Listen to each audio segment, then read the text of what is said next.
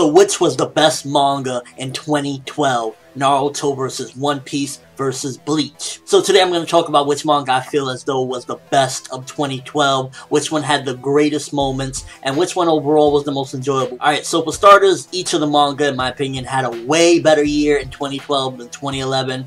Bleach went from the Fullbring arc to the 1,000-Year Blood War. One Piece went from Fishman Island to Punk Hazard, and Naruto went from a kind of medium pace in the war, the 4th Great Ninja War, to just a lot of explosiveness and a lot of revelation. So they all three improved dramatically from the previous year, and I gotta say, that's pretty awesome in and of itself, that all three manga, in my opinion, just had a much better year. And there was just so many times throughout the year that I felt myself saying, oh yeah, this is, so cool, so awesome, so enjoyable, much more so than the previous year, because the previous year did have a lot of, slow pacing here or there for each of them, and, some of them just were downright boring and, didn't just have some. So to see in 2012 them improve is awesome. Naruto, we had a lot of big revelations. We found out who was in the coffin with Madara Uchiha. We found out Tobi's identity being Obito. We got to see Bijumo Naruto going up against the Jinchuriki previous host. We got a little bit of a glimpse of the Sage of Six Paths. The whole Sasuke and Itachi situation with Sasuke seeing the truth of what happened the night of the Uchiha massacre and them going up against Kabuto. Last but not least, we got Neji's death and the Naruhina moment that followed, with Neji's death being far more important, of course, but nonetheless, those were what I felt the most impactful moments of Naruto 2012, the biggest ones, I would say, and just the ones that really I took into consideration when doing this battle. For Bleach, we got the 1,000-Year Blood War beginning, death of 7,000 Shinigamis within minutes with Kita dying. We got the death of Captain Commander Yamamoto. Squad Zero appeared, the Soul King appeared, just things was going crazy, the story advanced dramatically. Last but not least, we got One Piece. We entered the new world, which is a huge milestone, We started off the Punk Hazard arc, we got Trafalgar Law versus Smoker, we got Law versus Virgo, cutting a mountain in half, an entire island, Luffy beating the shit out of Caesar Clown, getting to see some of the previous supernovas around the new world, and last but not least, getting more of Doflamingo and seeing Monet's death, this character that was introduced within this arc and was still pretty badass. Looking at the three series, I wanted to really look into which one actually progressed the story immensely and, really just moved all around the entire plot forward. One Piece, while as amazing as it was still progressively moving throughout the Punk Hazard arc, and while we're seeing other things going on in the new world, it didn't really exactly move things along. Like, we didn't get, for example, Luffy becoming a Yonko. Not saying that that's necessary or anything like that, but we didn't really get things that still affect the overall plot dramatically. We did get some stuff like the SAD, learning about that. We got that this was actually broadcast throughout the new world, but nothing has actually moved because of it yet. So even though probably next year things will be dramatically different, because we got Doflamingo heading towards the One Piece crew, the Straw Hats, I still say that it more so, for the most part, dealt within the confines of Punk Hazard. With Naruto, although a lot of things have happened this year, incredible revelations, it still is overall within the confines of the 4th Great Ninja War as well. It's still continuing the same arc, and it didn't even end off with finishing this arc.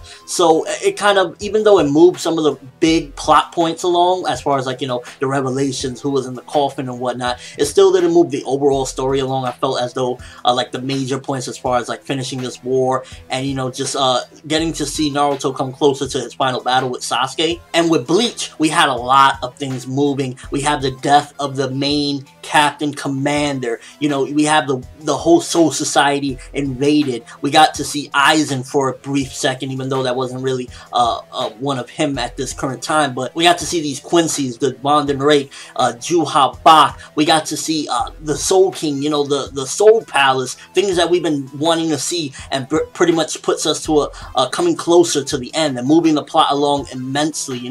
Seeing Squad Zero is something that's been hinted at for a really long time, and to finally see it, I feel as though that was a major progression in the story. One Piece, while Fishman Island was far from the greatest arc of all time, it was still more or less enjoyable and still was done correctly. No plot holes, nothing that'll leave you really just actually what the hell happened. For the most part, the problem with Fishman Island was that it was slow paced, and there was things that people didn't really necessarily like, but there really weren't no problems with the Fishman Island arc. Likewise with the Shinobi War, it was really that just people wanted to see death and they wanted things to go a little bit more quicker. So I feel as though even though there was some big improvement, it still really wasn't the biggest. With Bleach, we went from the Fullbring arc to the 1,000-Year Blood War.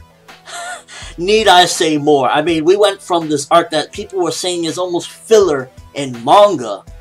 Don't get me wrong, for me personally, I would say that the Fullbring arc starts getting decent right around the Shinigami show up again, Kenpachi. When everyone shows up again, that's when I started enjoying it.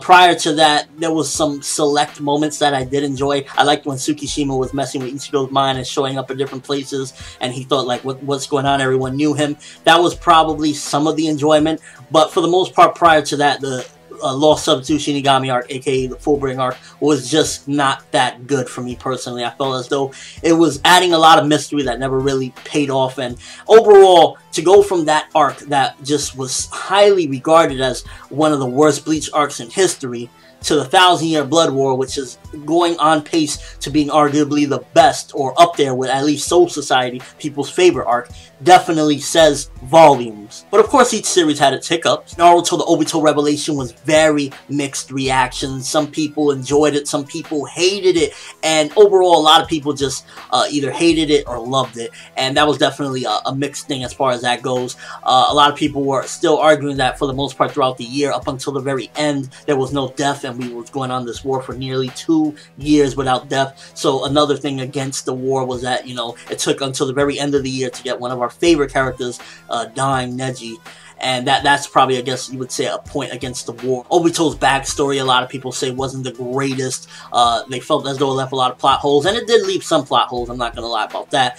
But definitely, overall, Naruto did have its problems here and there as well. One Piece, while not being problematic story-wise, did have its problems as well, with mainly the big focus being on them running through those hallways from the gas. That was probably the biggest problem the Punk Hazard arc has, is that they were constantly running from the gas, and, although it was still, having awesome things going around it, that was definitely a problem in One Piece's Punk Hazard arc, is that a lot of the time they were running from this gas, the Shinokuni. And Bleach's big hiccup was definitely Byakuya's quote-unquote death, and then magically being alive. So, all three of them did have their problems. None of them were perfect. As much as their epic moments were there was also some bad moments as well. But I want to say that, in my opinion, the story that was the best, the most entertaining, moved the overall entirety of it along, had to have been, drumroll please. And by the way, people, this only reflects 2012, not as a whole, not as anything other than what happened in 2012. Bleach. Even with its hiccups, I feel as though this arc literally threw Bleach upside its head. It went from one of the downright worst arcs in history of Bleach to probably the best arc, or one of the best arcs. You got the Captain Commander dying, you just have deaths. It just went a radical change, Went from the series barely having any deaths to 7,000 in like 7 minutes. A couple of main characters dying, people getting mortally wounded, seeing the Soul King, seeing the Soul Palace, seeing Squad Zero, learning of Ichigo's heritage a little more, another new villain, seeing a little bit of Aizen. Need I say more, people? I think that, even though all three manga, to their respect, definitely had its moments, Naruto, in my opinion, had probably the most impactful moments, like the revelation of Obito, getting to see Madara, the Kages getting fucked up. Yes, that was impactful. Neji's death. I feel as though Bleach really just overall, as a story, progressed immensely due to this war starting in 2012 overall. And when I made this decision, people, there was no bias whatsoever. I really looked at the content and everything that happened, and just which story progressed the most, which one definitely just had those shocking moments. Let me know what you guys think. Which of the three manga, in your opinion, was the best of 2012, moved the story enough that it really made you feel like, holy shit, things is really moving, and all around just was the most enjoyable to you? If it was just on enjoyment alone, in all honesty, it would have been Naruto for me, but I was looking at this critically, as a reviewer, as just overall analyzing exactly where stories was moving, and Bleach moved the most, in my opinion, and really just had a lot of impactful moments that left you like, what the fuck? Not to say One Piece and Naruto didn't either. I mean, come on, Law cutting a freaking island in half, and Neji dying, Obito's revelation, Madara showing up. I mean, both of those series had its awesome moments as well. I just feel that Bleach progressed the most. But let me know what you guys think again, which was the best, which moved the overall story along, and which one you enjoyed the most of 2012. That's all I have for this video. Thanks for watching. Hope you enjoyed. Thumbs up for 2012 of Naruto, One Piece, and Bleach, because regardless of its downfalls, regardless of the hate, the critics, everything, they still be rocking, and I still love them, and I know you do too. I'm ForneverWorld, and as always, people, have an awesome day.